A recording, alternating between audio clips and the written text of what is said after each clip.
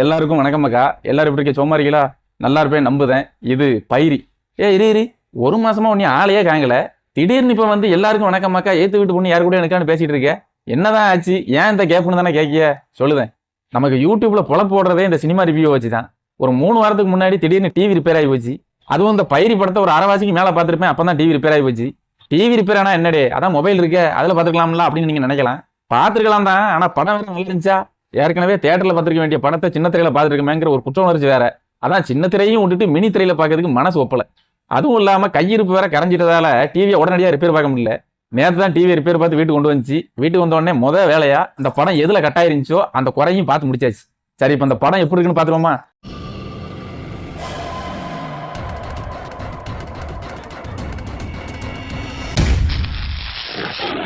நம்ம மதுரை தேனி பக்கம்லாம் சேவ சண்டை எவ்வளவு பிரபலமோ அதே மாதிரி கன்னியாகுமரி நாகர்கோவில் சைடில் வந்து இந்த புறா பந்தயம் ரொம்ப ஃபேமஸ். அந்த புறா பந்தயத்தை அடிப்படையாக வச்சு தான் இந்த படத்தோட கதை எழுதியிருக்காவ. புறா பந்தயத்தோட வரலாறு, அதோட நுணுக்கங்கள், அந்த புறா பந்தயத்தால கிடைக்கிற நட்பு, அதனால உண்டாகிற பகை, அந்த புறா பந்தயக்கு கூட போட்டி போடுற தாய்ப்பாசம், இதுக்கு நடுவில் ஒரு காதல், நம்பிக்கை துரோகம், இது எல்லாத்தையும் கலந்தது தான் இந்த படத்தோட கதை. என்னல படத்தோட கதை என்னன்னு கேட்டா மொட்டை முழுக்கா இப்படி பூசி முழுது அப்படின்னு நீங்க நினைக்கலாம். ஆனா இந்த படத்தோட கதையை இப்படிதான் சொல்ல முடியும். இதுக்கு மேல விலைக்கு சொல்லிட்டு இருந்தோம் அப்படின்னா இந்த படத்தோட கதை வந்து ரிவீல் ஆயிரும். அப்புறம் படத்தை பார்க்கறதுக்கு இன்ட்ரெஸ்ட் இருக்காது. ஆனா புறா பந்தயம் அப்படிங்கிற ஒரு சாதாரண கான்செப்ட் உள்ள கதைக்கு எழுதியிருக்க திரைக்கதை இருக்கு பாருங்க, அதுதான் உலகத்தரம். ஏன் இப்படி உலகத்தரம்னு சொல்லுதோம்னா, இந்த படத்துல வர எந்த ஒரு கேரக்டர்லயுமே பிரபலமான நடிகர்களோ இல்லைன்னா நமக்கு தெரிஞ்ச நடிகர்களோ நடிக்கவே இல்லை. எல்லாருமே புதுமுகங்கள் தான். ஆனா யாருமே புதுமுகங்கள்னு சொல்லிட முடியாத அளவுக்கு அருமையான அட்டகாசமான நடிப்பு கொடுத்துருக்காங்க. எல்லாருமே புதுமுகம் தான். ஆனா இந்த படத்தில் நடிச்சிருக்க எந்த ஒரு கேரக்டரையுமே அவ்வளவு லேசில் உங்களால மறக்கவே முடியாது. அதுக்கு முக்கியமான காரணம் என்னன்னு பார்த்தீங்கன்னா, அந்த அளவுக்கு நேர்த்தியான கேரக்டர் ஸ்கெட்சும் கன்னியாகுமரி பாஷையோட நேட்டிவிட்டியும் தான். அடுத்ததான் இந்த படத்தோட டீடைலிங் ஒர்க்கை பத்தி கண்டிப்பா நம்ம சொல்லி ஆகணும். புறா பந்தயத்தோட நுணுக்கங்களா இருக்கட்டும், இந்த கதையோட முக்கியமான கேரக்டர்களுக்கு நடுவுல பகை உண்டாகிறதுக்கான சிச்சுவேஷனலா இருக்கட்டும், இப்படி படத்தோட ஒவ்வொரு விஷயத்திலையுமே இந்த பொல்லாதவன் ஆடுகளம்னு வெற்றிமாறன் படங்கள்ல வர மாதிரி அவ்வளவு டீடைலிங் இருக்கு. அந்த மாதிரி படத்தோட கதையை வந்து வில்லுப்பாட்டு மூலமாவே அடுத்தடுத்த கட்டங்களுக்கு நகர்த்திட்டு போறது வந்து உண்மையிலே அருமையான டெக்னிக்.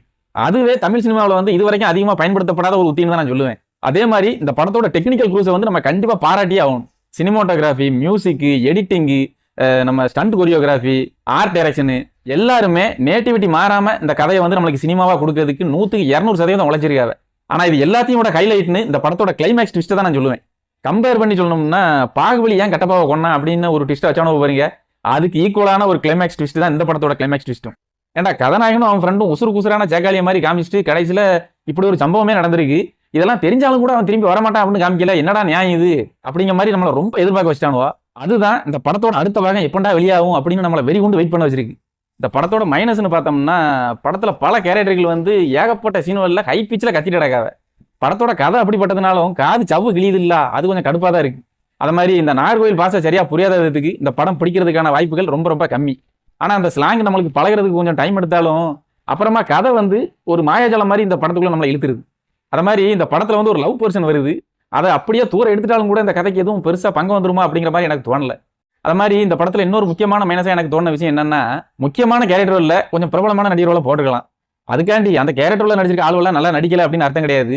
ஆனா அப்படி முக்கியமான கேரக்டர்ல மட்டும் கொஞ்சம் பிரபலமான நடிகர்களை போட்டிருந்தாங்கன்னா இந்த படத்தோட ரீச்சே வேற.